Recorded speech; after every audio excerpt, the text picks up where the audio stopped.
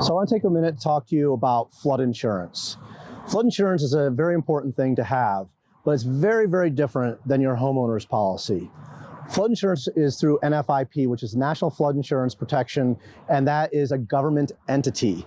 So you're essentially buying insurance from the government, and you're actually getting a much better rate than any private company could provide. They subsidize these rates, so they're a lot cheaper.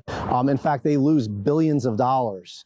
But the important thing to know is that they don't have to follow the same rules as your regular homeowner's policy or any other private insurance. They don't have to adhere to the same laws, and there's really very little accountability when dealing with a government organization.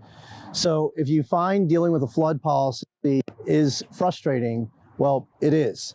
And if you need some direction on that, feel free to give us a call at Liberty Adjusters, and we'll be glad to offer you some guidance with your flood claim.